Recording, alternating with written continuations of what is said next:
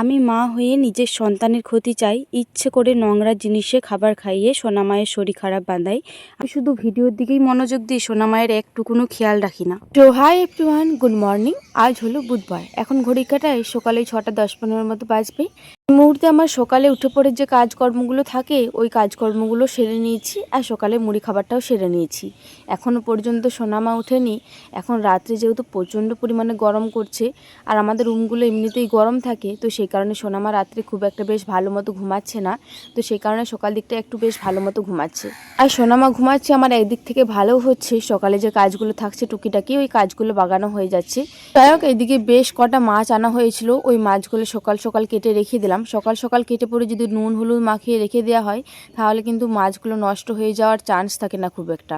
এবং মাছগুলো বোনানোর পরে সবজিপাতি বনিয়ে সব কিছু রেডি করে রেখে দিয়েছি আমি আর ঠাকুমা। তারপরে সোনামা উঠেছিল, কিন্তু এই মুহূর্তে ভাত চাপিয়ে দিয়েছি। আর এইদিকে দুধের কড়াইটা, সোনামায়ের খাবার করার বাটি থালা, সোনামায়ের পাপা খেলো, ওই সব কিছু কলপাড়েতে নিয়ে চলে এসেছি। যাই হোক, এইদিকে বাসনপত্রগুলো সব কিছু ধোয়া হয়ে গিয়েছে। এরপরে সোনামাকে যে বোতলটায় আমি খাইয়ে থাকি এই বোতলটা আমি ধুয়ে নিচ্ছি।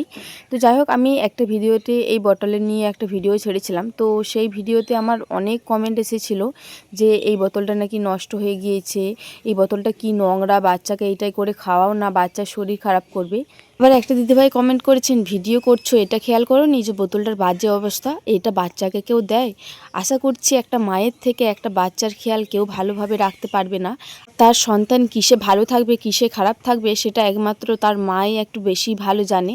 যেদিনকে আমি ভিডিওটা ছেড়েছিলাম সেদিনকে কিন্তু বোতলের অবস্থাটা খারাপ লাগছিল, তবে সেই দিনকে যেহেতু আমি রাত্রে এই ভিডিও শ্যুটটা করেছিলাম, রুমের মধ্যে যে ভীষণ লাইটের ফোকাস আসবে তা কিন্তু নয়, তো সেই কারণে হয়তো বোতলটা কোনো রকম কোনো অসুবিধা লেগেছিল, হয়তো খারাপ আরে লেগেছিল। তবে এই যে আজকে দেখুন দিনের আলোতে তো আপনাদেরকে দেখালাম বোতলটা কি কোনো রকম খারাপ লাগলো। আমি বোতলটায় যতবার খাবার খাই আমি কিন্তু এইভাবে পরিষ্কার করে পরে খাওয়াই। আর হ্যাঁ, এটা কিন্তু ঠিক বলেছেন যে একটা বোতল অনেক দিন ইউজ করলে পরে সেটা নষ্ট হয়ে যাওয়ার সম্ভাবনা থাকে। আমি সোনামায়ের এই বোতলটা মিনিমাম 6 থেকে 7 মাস মতো ইউজ করছি। এটা এবারে চেঞ্জ করাটা উচিত। তবে এটা যে নোংরা সেটা কিন্তু বলবেন না, কারণ আমি সোনামাকে কোনো নোংরা জিনিসে খাবার খাওয়াই না, আর নোংরা জিনিস পরায়ও না। আমি যথেষ্ট পরিমাণে চেষ্টা করি আমার বাচ্চাকে পরিষ্কার পরিচ্ছন্ন রাখার আর পরিষ্কার পরিচ্ছন্ন খাবার খাওয়ানোর। যাই হোক, আমি জানি না যে সেদিনে রাতের জন্য ওই বোতলটা অমনি লাগছিল নাকি। তাছাড়া কিন্তু আমি ওই নোংরা জিনিসে আমি সোনামাকে কোনোদিনও খাবার খাওয়াই না। আপনাদের সাথে গল্প করতে করতে আমার বেশ কটা কাজ বাগানো হয়ে গেল। কটা মাছ ফ্রিজে রেখে দিয়ে এলাম, কারণ আজকে এতগুলো মাছ শেষ হবে না, আজকে বাড়িতে সেরকম কেউই খাবে না। আর ওইদিকে দুধটাও তাতাতে দিয়ে এলাম। এইদিকে মাছগুলো ভিজে পড়ে ঠাকুমার জন্য একটু মতো মাছ ঝাল দেওয়া করে দিলাম। ঠাকুমা বললো আমি মাছের ঝোল খাবো না, আমার জন্য একটু মতো মাছ ঝাল দেওয়া করে দে। তো সেই কারণে ঠাকুমার জন্য ওইদিকে মাছ ঝাল দেওয়া করে দিলাম, আর এইদিকে আমাদের জন্য করছি মাছের ঝোল। তো অল্প পরিমাণে জিরে আর লঙ্কার ফোড়ন দিয়ে পেঁয়াজটাকে ভালো করে ভেজে নিলাম। তারপরে আদা রসুন জিরে সব কিছু পেস্ট করে রেখে দিলাম। ওই যে এক বাটি পেস্টটা দেখছেন ওইটা একটা সবজি দিয়ে তরকারি করা হবে, ওইটার জন্য কিছুটা রেখে দিলাম। তো যাই হোক, মশলাটা ভালো করে কষিয়ে পরে পরিমাণ মতো জল দিয়ে দিলাম।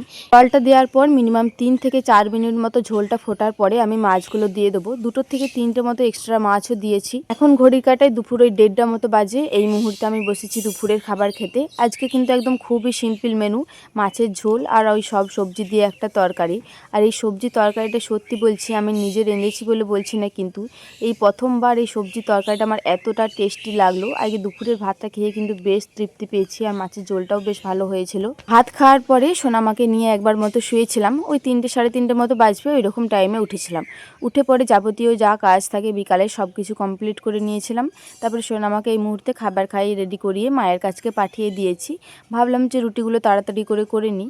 তো মাকে ওইদিকে জিজ্ঞাসা করলাম যে মা রুটিগুলো করবে, তাহলে সব কিছু রেডি করি। মা বললো যে হ্যাঁ করে নেবো, সব কিছু রেডি কর। তো সেই কারণে এইদিকে আমি লেচিগুলো কেটে পরে বেলে নিচ্ছি, মা ওইদিকে সেঁকে নেবে। যাই হোক, এই রুটিগুলো করলেই কিন্তু আমাদের বিকালের কাজ কমপ্লিট হয়ে যাবে। আর এই রুটিটা বেলতে বেলতেই একটা দিদিভাইয়ের নাম নিয়ে থাকি। ফেসবুকে মল্লিকা রয় ঘোষ বলে একটা দিদিভাই কমেন্ট করেছেন, অনেক সুন্দর ভিডিও দিদিভাই, আমার নামটা বলো দিদিভাই। এই যে তোমার নামটা নিয়ে নিলাম দিদিভাই।